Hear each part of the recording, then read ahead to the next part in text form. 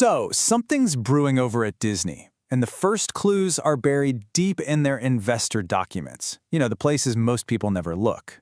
The company's quietly changing its language around diversity, equity, and inclusion, or DEI as you probably know it. So today we're going to dig in and try to figure out what this shift really means. And this all boils down to the huge question on everyone's mind. Is Disney actually ditching its DEI initiatives? Now, if you just glance at their latest SEC filing, you might think so. But as we're about to see the real story, it's way more complicated than just hitting the delete key on a few words. All right, let's get into it. Section 1, the DEI disappearance and what the documents are telling us. To really get what's happening here, you have to go right to the source. And I mean the official, kind of boring but super important stuff. The proxy statements they file for their investors. Okay, check this out. This is the smoking gun, right here, side by side. In one filing, diversity is right there listed as a key skill for the people on the board. And then, poof, in the next one, it's just gone. It might seem like a tiny change, just one word, but believe me, this could have some huge implications. So if diversity is out, what's in? Well, the new list of must-have skills is all about the classic business stuff, right? Brand stewardship, finance, cybersecurity, you get the picture. The commentators we're looking at see this as a big signal, a pivot back to what you might call more traditional corporate priorities. But this brings up the million-dollar question, doesn't it? Is the policy really gone, or did they just give it a new name to fly under the radar? I mean, are we talking about a real change in what they do, or just a change in what they say? All right, Section 2. Let's follow the paper trail and see how we got here. Because according to the folks we're looking at, this change definitely didn't just happen out of the blue. They've laid out a pretty clear timeline of events that they say basically forced Disney to make this move. Okay, so here's the story they pieced together. It all starts with Disney tying executive bonuses to meeting certain DEI quotas. Then some reporting comes out and blows the lid off that policy.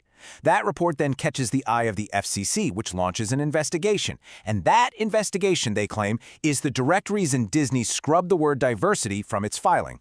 It's like a perfect chain of dominoes falling, one after the other. So the big takeaway here, at least from their perspective, is pretty simple. This wasn't some kind of internal soul-searching at Disney. No. They argue this was a direct reaction to pressure from the government. A federal agency started asking questions, and suddenly the language changed. Pretty telling, right? Okay, Section 3, the argument against inclusion, a deeper look. So why was there all this pressure to begin with? Well, let's unpack the core arguments that these commentators were making against Disney's DEI policy because they really saw it as fundamentally broken. This one quote really gets to the heart of it all. Diversity is not a skill. Think about it, right? Their whole argument is that you can go to school and learn finance. You can take courses to get good at cybersecurity, but you can't learn diversity. They say it's just a huge mistake to put an identity trait on the same list as a professional skill you can actually develop. So what's the alternative they're pushing for? It all comes down to one word: meritocracy. A pure one. They're arguing for a system where the only thing that matters for getting ahead is your ability and what you've achieved. The idea is simple. The best person for the job gets the job, period, no matter their background. And this brings us to their full-on critique of the DEI policy, which they really break down. First, as we said, they think it's just plain illogical to call diversity a skill. Second, they claim it's actually exclusionary, kind of ironic, right? A policy of inclusion that they say actively pushes certain groups to the side.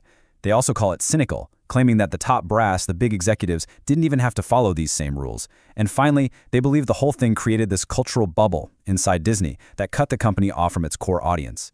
One commentator really summed it all up when they said, the idea of eliminating exclusion and generating inclusion brought us back to exclusion, but just of a different brand. What they're saying is that the policy basically came full circle. It ended up creating the exact same problem it was supposedly designed to fix. All right, let's bring it home. Section 4, real change or just rebranding, the final verdict. So after digging through the documents and hearing all the arguments, we're back where we started. Does changing one word in a filing actually mean anything for where Disney is headed? Well, to put it mildly, the commentators are not buying it.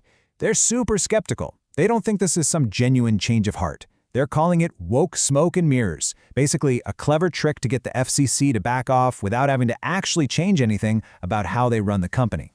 Yeah, their whole argument is that getting rid of one word is like chipping a tiny piece off the tip of a giant iceberg. The real stuff, the departments, the executive roles, the whole culture they built around these initiatives, that's the massive part of the iceberg hidden underwater. And from what they can see, that entire inclusion infrastructure is still there, humming along just beneath the surface. And you know, this whole thing really leaves us with a huge question, one that's way bigger than just Disney. When a company changes its words, has it really changed its ways? It really makes you think about the difference between what a corporation says and what it actually does. Thanks for exploring this with us.